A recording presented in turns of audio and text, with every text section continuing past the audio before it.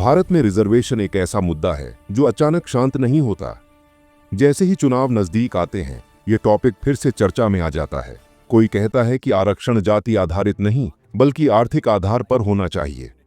किसी की राय है कि इतने वर्षों से रिजर्वेशन चल रहा है, फिर भी पिछड़े वर्गों की स्थिति बहुत नहीं बदली। वहीं कई लोग यह सवाल करते हैं कि बीते समय की सामाजिक गलतियों का हिसाब आज की पीढ़ी क्यों चुकाए।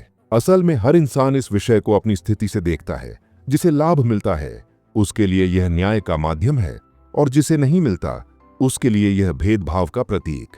हमारे आसपास की बातचीत में भी यही पैटर्न आसानी से दिखाई देता है। बहुत बड़ा तर्क यह दिया जाता है कि रिजर्वेशन खुद समानता का उल्लंघन है, क्योंकि इसमें जाति के आधार पर अवसरों में अंतर पैदा होता है। वहीं संविधान कहता है कि सभी नागरिक कानून के सामने समान हैं, तो ऐसे में रिजर्वेशन का औचित्य कैसे निकलता है? इस सवाल को समझने के लिए बराबरी के दो अलग अर्थ समझने पड़ेंगे। एक जैसा व्यवहार और एक जैसा मौका, दोनों अलग चीजें हैं। घर का एक सामान्य उदाहरण लें। अगर घर में दो बच्चे हों, एक बड़ा और एक बहुत छोटा, तो बाहर जाते समय छोटा बच्चा अक्सर माँ बाप की गोद में होता है और बड़ा बच्चा खुद चल लेता है। तकनीकी रूप से देखें तो ये अंतर है, पर यह अन्याय नहीं बल्कि आवश्यकता पर आधारित है।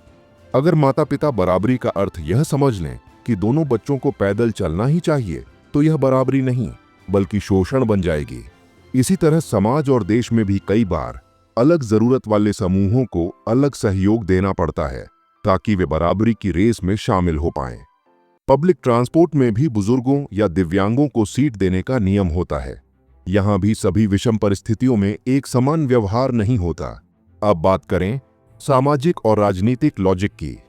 अगर किसी जाति, जनजाति या वर्ग को लंबे समय तक शिक्षा, रोजगार और बराबरी का अवसर नहीं दिया जाए, तो वह समूह धीरे धीरे मुख्य धारा से कटता जाता है और उसके अंदर असंतोष बढ़ता है। भारत में नक्सल प्रभावित इलाकों को इससे जोड़कर देखा जा सकता है, जहां सामाजिक और आर्थिक बहिष्कार ने गंभीर समस्याएं पैदा की हैं। और याद रहे, एफर्मेटिव एक्शन यानी आरक्षण जैसी व्यवस्थाएं सिर्फ भारत में नहीं हैं। अमेरिका, दक्षिण अफ्रीका, ब्राजील जैसे कई लोकतांत्रिक देशों में यह लागू है ताकि समाज में किसी भी ग्रुप को स्थायी रूप से पीछे न छोड़ा जाए। संविधान लिखकर लोकतांत्रिक हो जाना आसान है, लेकिन लोकतंत्र तब पूर्ण होता है जब प्रतिनिधित्व बराबर हो। अब थोड़ा इतिहास की तरफ।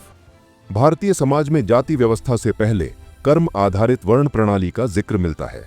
इसमें ब्राह्मण शिक्षा और ज्ञान से जुड़े थे, क्षत्रिय सुरक्षा और शासन से, वैश्य व्यापार से और शूद्र सेवा तथा श्रम से। उस समय इसे श्रेष्ठ और हीनता के आधार पर नहीं देखा जाता था। दुनिया में भी कई उपनाम और पेशे इसी तरह बने। समस्या तब शुरू हुई जब ज्ञान, सत्ता और संसाधन कुछ वर्गों तक सीमित होते गए। सदियों तक शिक्षा और प्रशासन उच्च वर्गों के नियंत्रण में रहा और निचले वर्गों को न केवल संस्थानों से दूर रखा गया बल्कि आम जीवन में भी उनके साथ भेदभाव हुआ। ऐतिहासिक दस्तावेज बताते हैं कि अनटचेबिलिटी के दौरान कई समुदायों को सड़क पर चलना भी समस्या थी। उन्हें जमीन गंदी न हो इसलिए कमर में झाड़ू बांधना पड़ता था और सार्वजनिक कुओं तथा तालाबों का उपयोग तक मना था। इतिहास में प्रतिभा की कमी नहीं थी, अवसर की कमी थी। महाभारत में एकलव्य की कहानी इसका प्रतीक उदाहरण है। काबिलियत होने पर भी सामाजिक स्थिति के कारण अवसर नहीं मिला। आज भी कई बार यह सुनने को मिल जाता है कि फलां जाति प्रतिभाशाली होती है या अमुक जाति में बुद्धिमत्ता कम मिलती है। ऐसे कमेंट सुनकर यह समझ आता है कि मानसिकता कहां फंसी हुई है, जबकि वास्तविकता यह है कि पिछड़े समुदायों के पास क्षमता कम नहीं थी, अवसर कम थे। जैसे अमेरिका में अफ्रीकी अमेरिकन लोगों का उच्च प्रशासनिक पदों में प्रतिनिधित्व कम है, यह प्रतिभा का नहीं बल्कि ऐतिहासिक भेदभाव का परिणाम है।